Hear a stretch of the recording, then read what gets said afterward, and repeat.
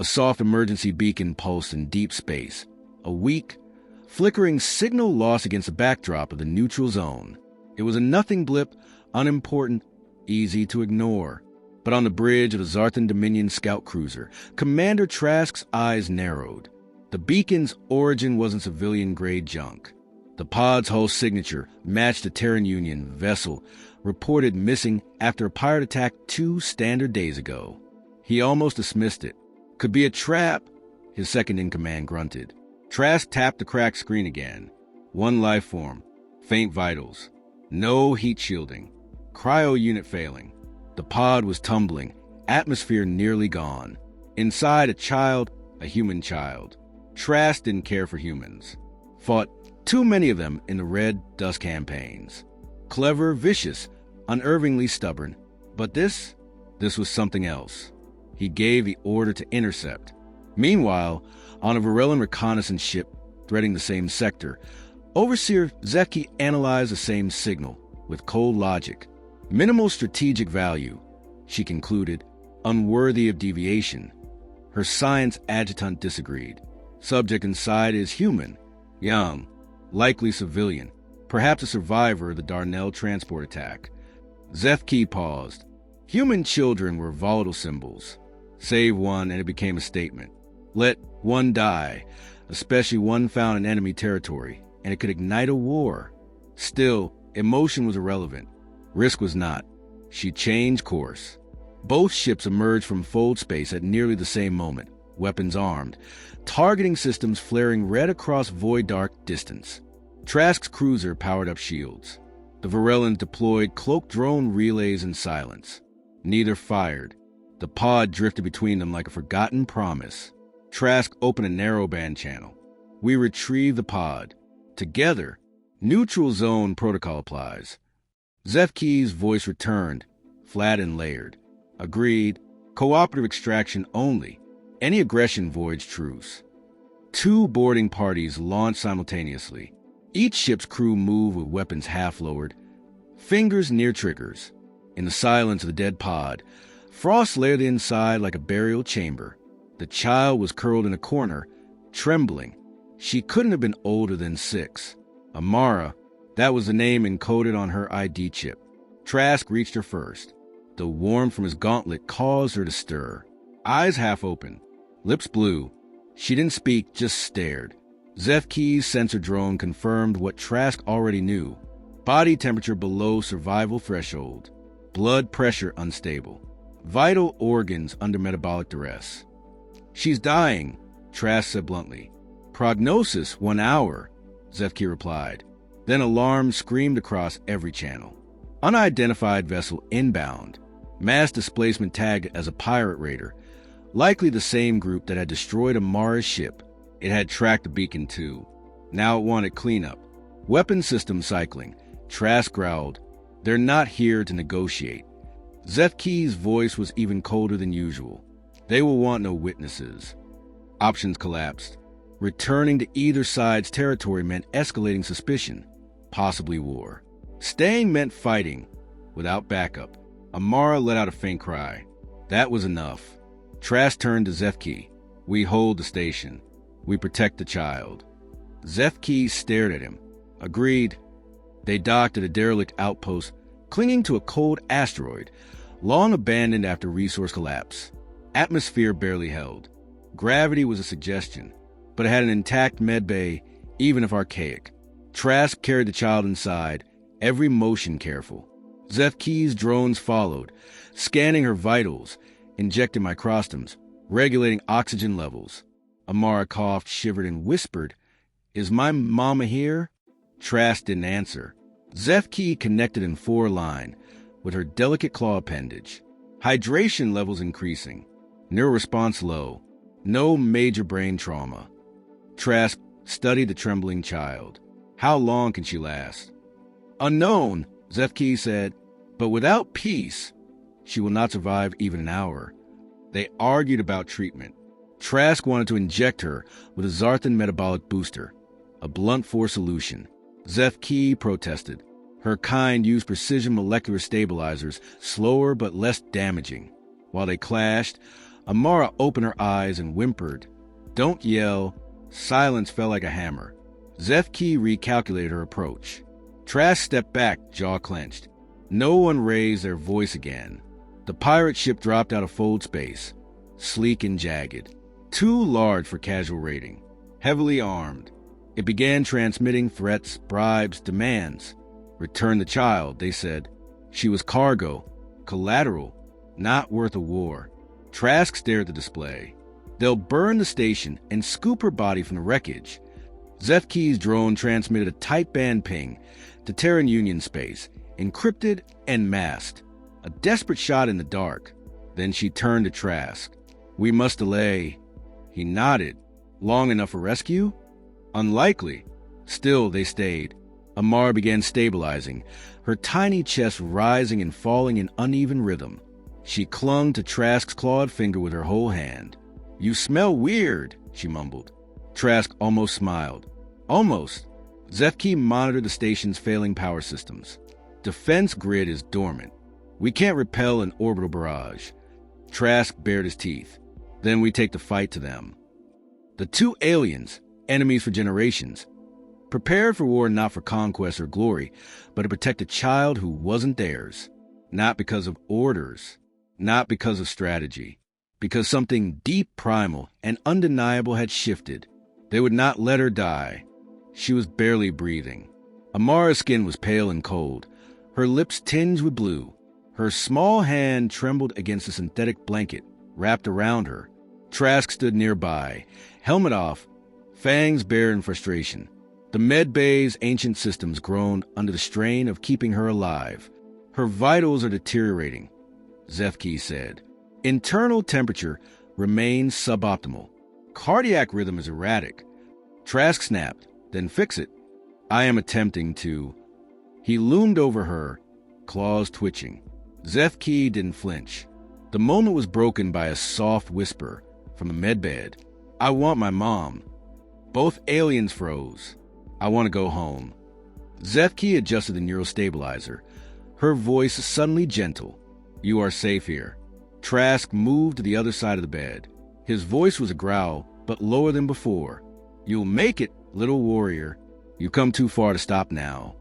Amara didn't respond, but her fingers clenched weakly. Zefki analyzed her biometric feedback. She is responding to voice stimulus.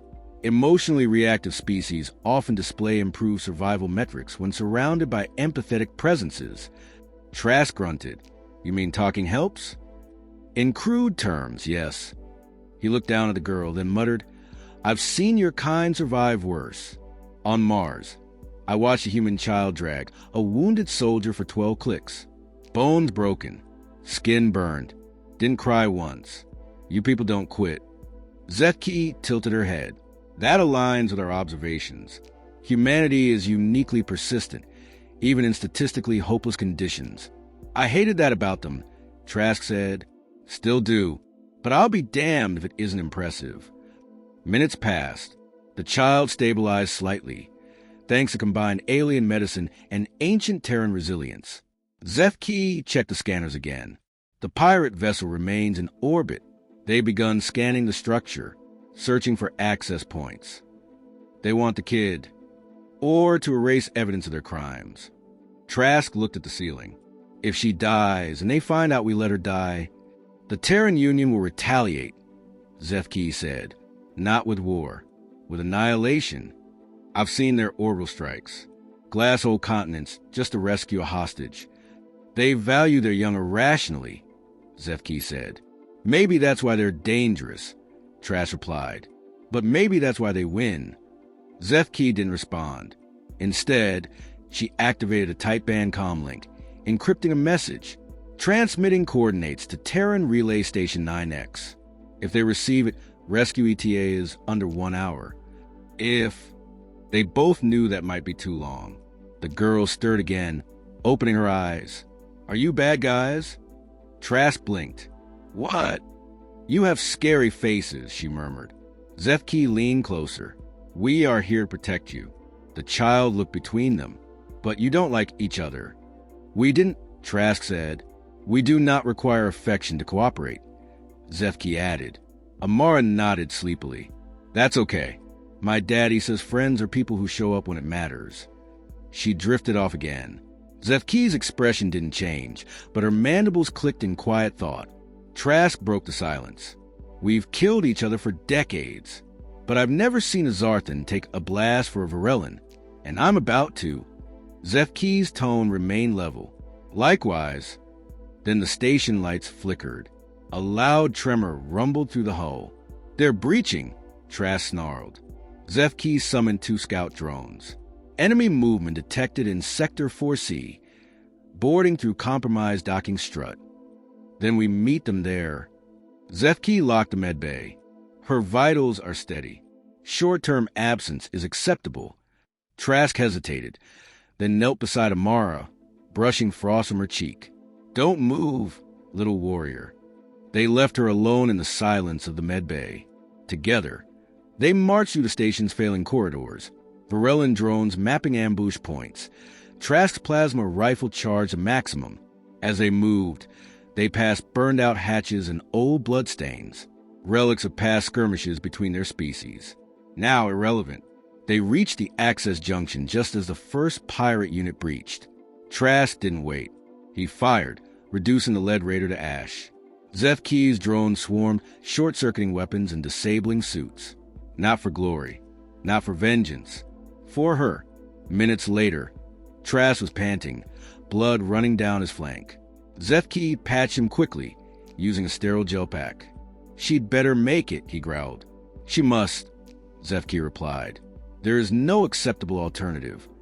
They checked medbay feeds again.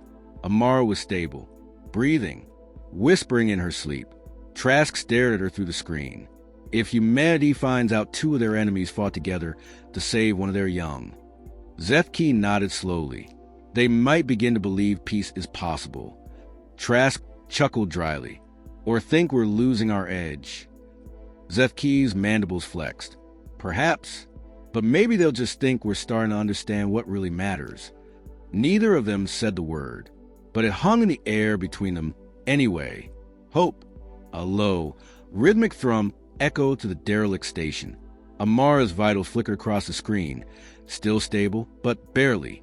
Trask leaned against the bulkhead, clutching a jagged wound across the side.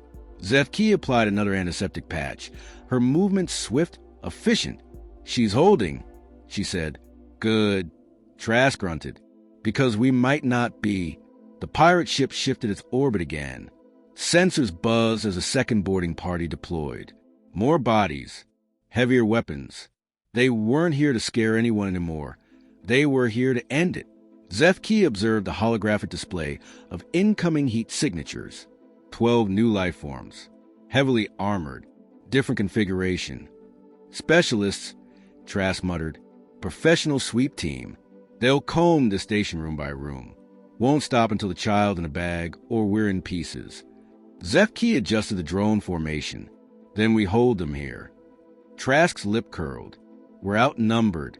Outgunned. No reinforcements. We die here, you know that. Zefki didn't look at him. I am aware.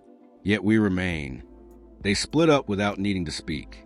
Trask took the eastern corridor, his plasma rifle humming low. Zefki slithered into the shadows of the western shaft, drones pulsing silently behind her. The first engagement was short and brutal. Trask opened fire as soon as a raider rounded the corner. The corridor filled with light and smoke. One pirate screamed before his body was thrown against a rusted wall, limbs charred. But 3 more followed.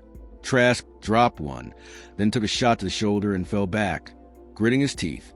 Zefki's drones attacked from above, cutting off the raider's path. Sparks flew. Screams echoed. One of the pirates tried to detonate a charge against the bulkhead. Zefki launched a spike through his eye socket. The breach held for now. Trask limped back toward the medbay. We can't do this much longer. Zefki met him halfway. 2 escape pods still functional.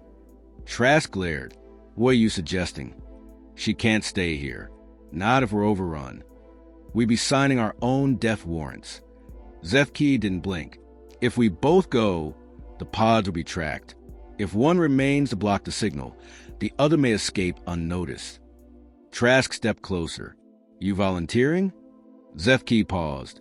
I am more difficult to interrogate. Trask snorted. You're not dying here, so I can run with a child that isn't even mine. She isn't mine either, Zefki said. Yet we're both here, and she is alive because of it. Trask turned away, fists clenching. It's not just about survival anymore. No, Zefki said, it is about legacy. Alarms blared. The station shook violently. Another breach, closer. Secondary hull layers collapsing. Then a sound interrupted everything. A long-range encrypted ping. Zefki froze. Signal lock. Terran vessel approaching at subliminal edge. Trask's eyes widened. They heard us. Zefki confirmed it. ETA 7 minutes. Relief was a dangerous feeling. It weakened your edge, and the pirates knew it. They surged forward with renewed aggression, breaching an inner corridor only 30 meters from the med bay. One of the doors ruptured. Trask roared and threw himself at the attackers, plasma rifle blazing. Zefki followed with thermal charge, sealing the side entrance in molten steel. But not before two pirates slipped through. They sprinted toward the med bay. Inside, Amara's breath caught. She opened her eyes, confused by the tremors and distant shouting. The room shook again. Lights flickered. The door creaked. The pirates reached it. Trask shouted. He was too far. Zefki's drones were behind. For a moment, it looked like they'd make it. Then the first pirate triggered the override. The medbay lock began to hiss open. Amara sat up, dazed, staring at the looming figures beyond the door.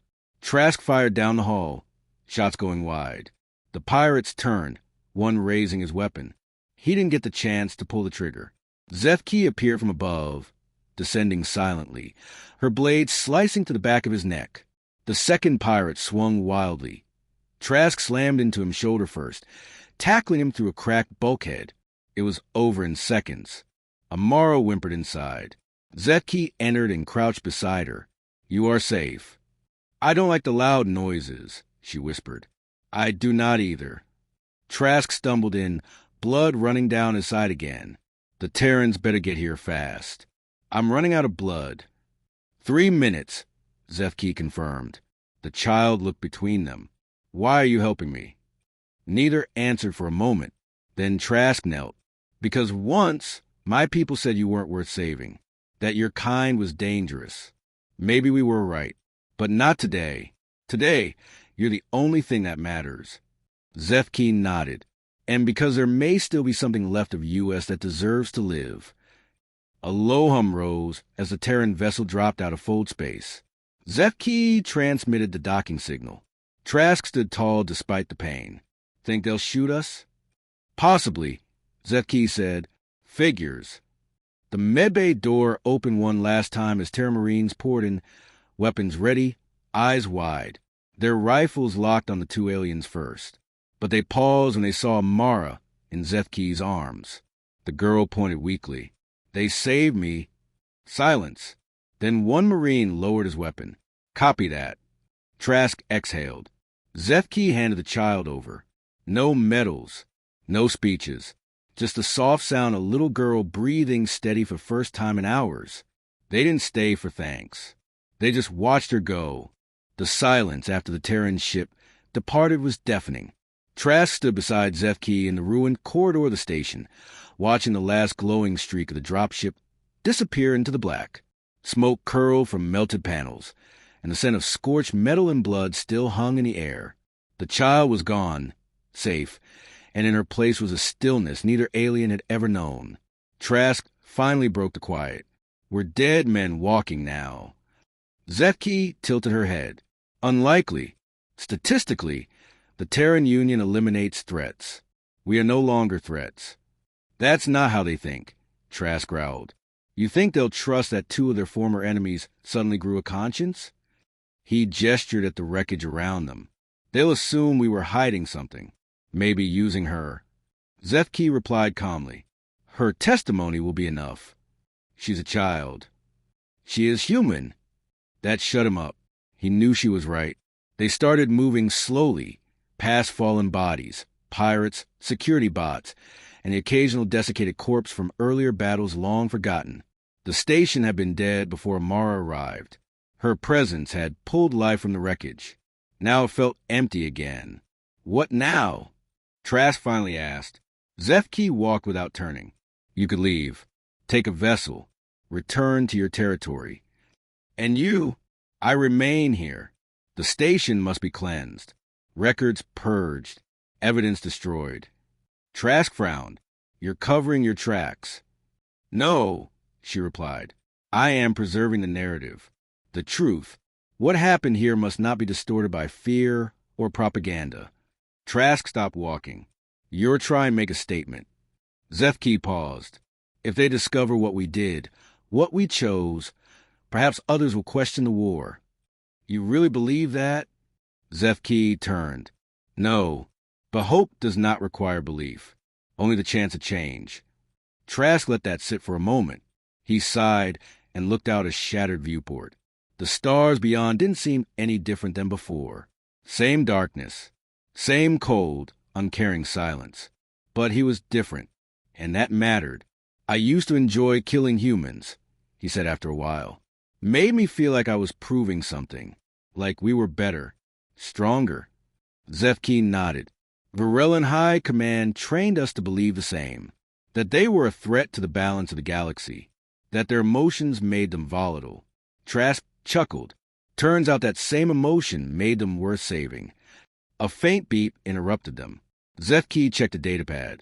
Incoming broadcast. Unencrypted. Terran. Trask's jaw tightened. Play it. She projected the message. A holographic image flickered in the air, the emblem of the Terran Union, followed by a woman in Admiral's uniform. Her expression was unreadable. This is Admiral Lyra Hammond of the Terran Union Navy. The message began, We have received and reviewed all transmitted logs from Station Echo 9. The rescue and protection of civilian Amara Langley has been confirmed. Zefki and Trask exchanged glances. Although the Varellan and Krogan individuals involved are identified as former combatants, the Admiral continued, we acknowledge their actions directly contributed to the survival of a Union citizen. Trask exhaled slowly. There will be no retribution, the Admiral said. No pursuit. We will not forget what you did. The hologram ended. Neither spoke. Then Trask said, I don't know what I expected. Maybe a pardon. Maybe a warning. You received both, Zefki replied. Think this changes anything? He asked. Zefki looked out at the stars. Not yet, but someone will hear about what happened. That two enemies fought side by side to protect a child, not their own. And maybe that will plant something. Trask ran a hand over his scorched armor. What seeds of peace? No, she said. Understanding. That's always the first step. Trask shook his head. If anyone from my clan hears about this, I'll be branded a traitor. Zefki's mandibles clicked. I already have been. He smirked. Guess we're in good company. The two stood in silence again, until Trask spoke, quieter this time. You think she'll remember us? Zefki didn't hesitate. Humans have extraordinary memory when it comes to pain and kindness. He looked down at his blood-stained claws. We weren't kind. We just did what had to be done. That is what kindness often looks like, stripped of sentiment. They turned back toward the medbay one last time. It was empty now, stripped of medical devices and child-sized blankets. Just a room. But to both of them, it would always be something else. Something sacred. Trask walked toward the hangar. I'll take one of the patrol skiffs. Head toward neutral space. See if there's still a place in the galaxy for someone like me. Zefki stayed behind. I will remain. There are still records to erase. Piracy logs to leak. I will see the station buried. He paused at the threshold. If we ever meet again. I will not shoot first, Zefki said. Trask grinned. Good enough. He disappeared into the corridor. Zefki stared out into the stars. She thought of the child's eyes, of the tiny hand wrapped around her claw, of the moment when enemy bloodlines didn't matter, when the only goal was to ensure that innocent life endured. The galaxy was still burning. Empires still waged war. But here, On this forgotten wreck of steel and loss, something had changed. Not peace. Not yet, but a spark. And sometimes a spark was enough to start a fire.